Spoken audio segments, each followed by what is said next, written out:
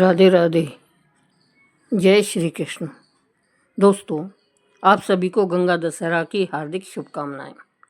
हर साल जेठ मास के शुक्ल पक्ष की 10वीं तिथि को गंगा दशहरा का पावन पर्व मनाया जाता है। मान्यता है कि इस दिन राजा भागीरथ की तपस्या सफल हुई थी और माँ गंगा भगवान शिव की जटाओं में से होकर धरती पर उतरी थी। गंगा दशहरा के दिन 10 के अंक का खास महत्व है। मान्यता है कि इस दिन गंगा जी में स्नान करके या फिर गंगा जल से स्नान करके अगर भक्त 10 तरह के दान देते हैं तो उनके 10 तरह के पाप कट जाते हैं। जो व्यक्ति गंगा दशहरा के दिन सच्चे मन से माँ गंगा जी की स्मरण करता है और स्नान करता है, कथा पढ़ता है या सुनता है, उसके समस्त पाप क्षमा हो जाते हैं और उसे पुण्य की प्राप्ति होती है। गंगा दशहरा का यह पावन अवसर केवल स्नान या पूजा तक सीमित नहीं है। यह आत्मा की शुद्धि, पितरों की मुक्ति और धर्म, करुणा और श्रद्धा का भी उत्सव है। तो प्रेम से बोलिए हर हर गंगे, बोलो भोलेनाथ भगवान की जय। अगर आप गंगा जी में स्नान ना कर पाएँ तो क्या करें? 10वीं तिथि कब से कब तक रहेगी? इसके अलावा आप जानेंगे कि गंगा जी में स्नान करते समय या फिर घर पर ही गंगा जल से स्नान करते समय कौन से खास मंत्र का जाप करना चाहिए और इस दिन क्या करें क्या ना करें, कौन कौन सी वस्तुओं का दान करना शुभ रहता है। साथ ही आप सुनेंगे कि माँ गंगा की धरती पर अवतरण की बहुत ही पवित्र कथा। गंगा दशहरा पर ये 10 महादान करने पर गंगा जी की तरह पैसा आने लगेगा। गंगा दशहरा में दान किए जाने वाली 10 चीज़ों में जल, अन्न, फल, वस्त्र, पूजन सामग्री, श्रृंगार सामग्री, घी, नमक, शक्कर और सोने का दान शामिल है।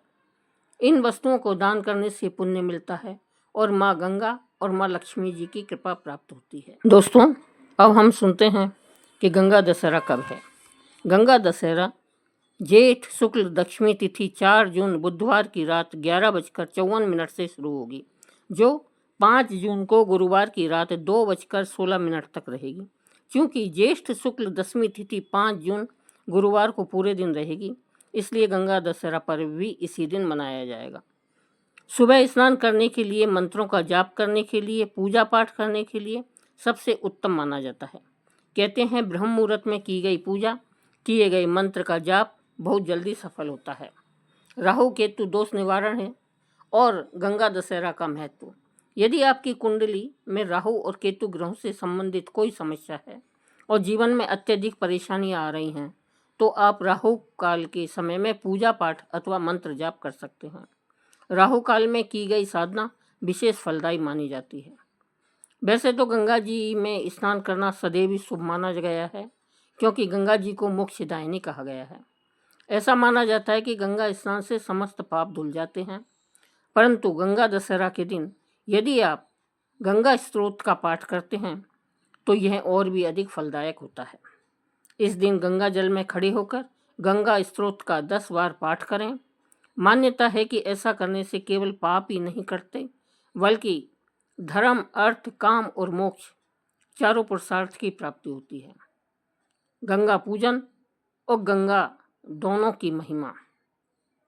गंगा पूजन के पश्चात 10 वस्तुओं का दान करना अत्यंत पुण्यदायी माना गया है, परंतु ध्यान रहे कि यह दान सदा जरूरतमंद व्यक्ति को ही देना चाहिए। ये वस्तुएं हैं जल, अन्न, फल, वस्त्र, पूजन सामग्री या सुहाग की सामग्री, घी, नमक, तेल, शक्कर और सोना। इन सभी में से जल और अन्न का दान महादान माना गया है। आप प्यासे लोगों को पानी पिलाकर, शरबत बांटकर, छत पर पक्षियों के लिए दाना पानी रखकर तथा पशुओं के लिए पीने के जल की व्यवस्था कर यह पुण्य प्राप्त कर सकते हैं।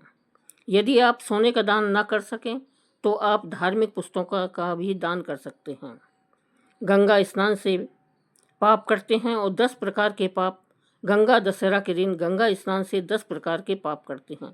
ये पाप 3 श्रेणियों में विभाजित है। दैहिक पाप, जैसे किसी की वस्तु को बिना अनुमति लेना, निषिद्ध हिंसा करना, पर स्त्री संगति आदि। दूसरा है वाचिक पाप, जैसे झूठ बोलना, चुगली करना, किसी का दिल दुखाना, झूठी गवाही देना। तीसरा है मानसिक पाप, जैसे मन में किसी के धन को हड़पने का विचार करना, किसी का बुरा सोचना या किसी को गलत कार्य के लिए प्रेरित करना। गंगा जी में स्नान इन पापों का प्रायश्चित माना गया है, इसलिए इस दिन सभी भक्तों को गंगा स्नान अवश्य करना चाहिए। भक्तों, आइए अब विस्तार से जानते हैं कि 10 प्रकार के दान कौन कौन से हैं। पहला है जल दान। जल को एक मटके में भरकर किसी जरूरतमंद को दान करें। दूसरा है अन्न दान। अन्न जैसे कि चावल, दाल या अन्य खाद्य पदार्थ गरीबों को दान करें। तीसरा है फल दान। मौसमी फलों को गरीब लोगों को वितरित करें। चौथा है वस्त्र दान। सफ़ेद वस्त्र जैसे कि धोती, साड़ी या कुर्ता पजामा दान करें। पांचवा है पूजा सामग्री दान। पूजा में उपयोग होने वाली सामग्री जैसे कि धूप, अगरबत्ती, फूल, फल आदि दान करें। छठा है श्रृंगार सामग्री दान। श्रृंगार के सामान जैसे कि सिंदूर, बिंदी और अन्य सौंदर्य प्रसाद दान करें। सातवां है घी दान। घी का दान करने से माँ गंगा और माँ लक्ष्मी प्रसन्न होती है। आठवां है नमक दान। नमक का दान करने से माँ लक्ष्मी की कृपा प्राप्त होती है। नौवां है शक्कर दान। शक्कर का दान जीवन में सुख समृद्धि लाता है। 10वां है स्वर्ण दान। सोने से बनी चीज़ों का दान भी किया जा सकता है। इन वस्तुओं के अलावा सत्तू, शरबत और गाय का दान भी दशहरा को शुभ माना जाता है। गंगा दशहरा पर गरीबों को इन 5 चीज़ों का दान करके आप महापुण्य पा सकते हैं। पौराणिक मान्यताओं के अनुसार इस दिन माँ गंगा धरती पर अवतरित हुई थी। धार्मिक मान्यता है कि इस दिन गंगा स्नान, दान और जप तप करने से पापों से मुक्ति मिलती है और व्यक्ति को मोक्ष की प्राप्ति होती है। यदि आप इस पावन अवसर पर गरीब और ज़रूरतमंदों को रोजाना की ज़रूरत से जुड़ी कुछ विशेष चीज़ों का दान करते हैं तो आपको 10 पापों से छुटकारा मिलता है और महापुण्य की प्राप्ति हो सकती है। माँ गंगा दशहरा का दान शास्त्रों में महादान कहा गया है। इस दिन दिया गया दान आपके लिए स्वर्ग के रास्ते खोलता है। तो आइए जानते हैं गंगा दशहरा पर किन चीज़ों का दान करने से आपको लाभ होगा। गंगा दशहरा का पर्व हिंदू धर्म में दान पुण्य करने के लिए बहुत खास माना जाता है। इस दिन गरीब लोगों को दान करने का महत्व शास्त्रों में बहुत खास माना गया है। इस दिन का किया गया दान आपको महापुण्य की प्राप्ति करवाता है। ज्येष्ठ शुक्ल दशमी को गंगा दशहरा मनाया जाता है। मान्यता है कि इस दिन माँ गंगा का धरती पर अवतरण पापों के विनाश और जीवों के उद्धार के लिए हुआ था। इसलिए इस दिन यदि आप गरीब और ज़रूरतमंद लोगों के लिए कुछ खास वस्तुओं का दान करते हैं तो इस पुण्य के प्रताप से आपकी किस्मत भी संवर जाती है और साथ ही आपको महापुण्य की प्राप्ति होती है। गंगा दशहरा पर इन 5 चीज़ों का दान करना बहुत ही शुभ माना जाता है। पहला है जल से भरे घड़े का दान। गर्मियों की तपन में जब राहगीर या गरीब प्यास से व्याकुल होता है तब शीतल जल से भरा एक मटका उसके लिए अमृत के समान होता है। गंगा जल को जीवनदायिनी कहा गया है, इसलिए इसका प्रतीक माने जाने वाले घड़े का दान सर्वोच्च पुण्य में गिना जाता है।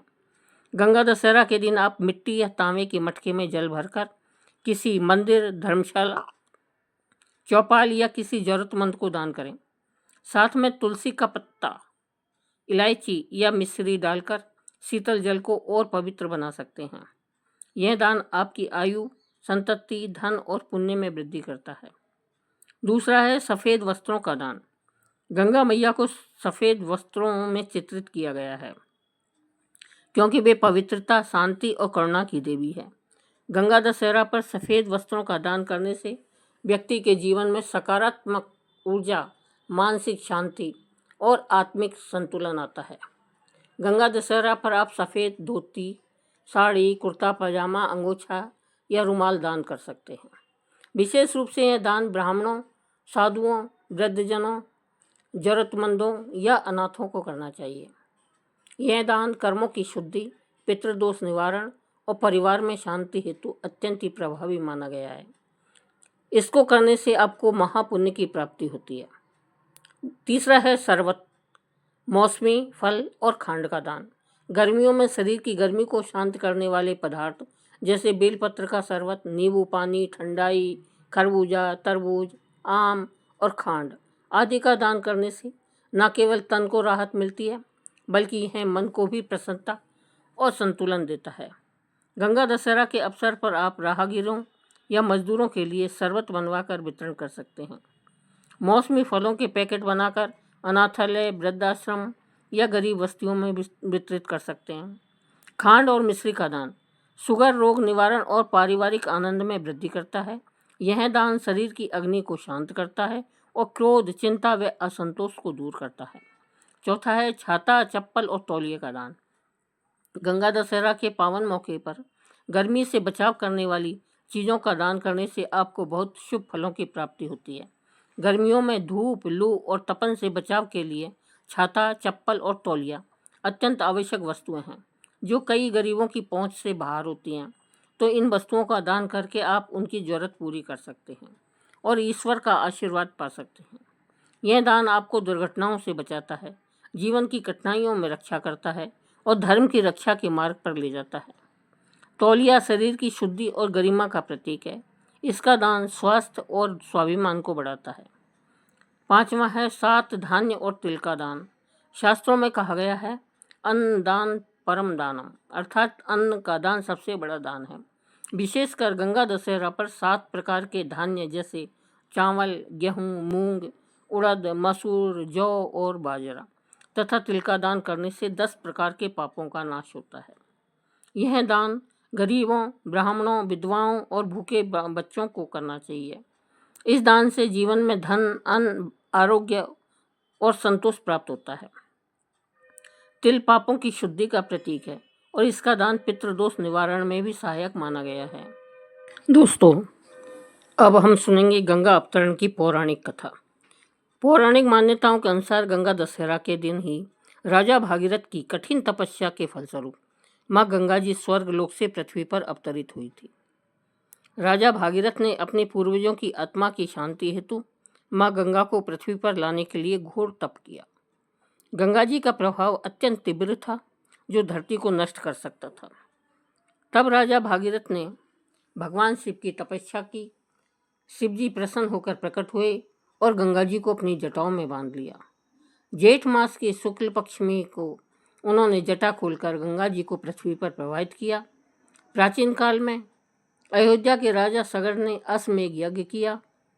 देवराज इंद्र ने यज्ञ का घोड़ा चुरा लिया और उसे कपिल मुनि के आश्रम में बांध दिया। सगर के 60,000 पुत्र घोड़े को खोजते हुए वहां पहुंचे और मुनि को अपशब्द कहे। कपिल मुनि की तपस्या भंग हुई और क्रोध में उन्होंने उन्हें भस्म कर दिया। बाद में अंशुमान, दिलीप और अंत में भागीरथ ने गंगा को धरती पर लाने के लिए तप किया। अंततः भागीरथ की तपस्या से प्रसन्न होकर गंगा जी अवतरित हुई और उन्होंने सगर पुत्रों को तर्पण किया, जिससे उन्हें मुक्ति मिली। अब हम जानेंगे कि गंगा पूजन विधि और दीपदान का महत्व। यदि गंगा स्नान संभव न हो तो घर पर स्नान के जल में गंगा जल की कुछ बूंदें मिलाकर माँ गंगा का ध्यान करें। घर में दीप जलाएं, मंदिर में माँ गंगा की पूजा करें और घर के मुख्य द्वार पर गंगा जल का छिड़काव करें। ओम नमो गंगे विश्व रूपिणे नारायणे नमः, इस मंत्र का जाप करें। क्योंकि भगवान शंकर ने गंगा को अपनी जटाओं में धारण किया, इसलिए भोलेनाथ की पूजा भी इस दिन विशेष फलदायी मानी गई है। यदि गंगा में दीपदान संभव न हो तो किसी नदी, तालाब या जल स्रोत पर अथवा घर में बर्तन में जल भरकर उसमें पुष्प, अक्षत, दूध और तिल डालें, फिर दीपक जलाकर माँ गंगा को अर्पित करें। इससे गंगा स्नान और दीपदान दोनों का पुण्य मिलता है। गंगा दशहरा पर ध्यान रखने योग्य बातें। इस दिन लहसुन, प्याज या अन्य अशुद्ध भोजन से बचें। परिवार के सदस्य बाल, नाखून आदि ना काटें। यदि कोई याचक घर आए तो उसे जल अवश्य पिलाए, चाहे शरबत के रूप में या सादा जल। और जो व्यक्ति गंगा दशहरा के दिन सच्चे मन से माँ गंगा जी का स्मरण करता है, स्नान करता है, कथा पढ़ता है या सुनता है, उसके समस्त पाप क्षमा हो जाते हैं और उसे पुण्य की प्राप्ति होती है। गंगा दशहरा का यह पावन अवसर केवल स्नान या पूजा तक सीमित नहीं है। यह आत्मा की शुद्धि, पितरों की मुक्ति और धर्म, करुणा एवं श्रद्धा का उत्सव है। प्रेम से बोलिए हर हर गंगे, बोले वो भोलेनाथ भगवान की जय। दोस्तों, आपको कथा पसंद आई हो तो कथा को लाइक करें, चैनल को सब्सक्राइब करें। धन्यवाद।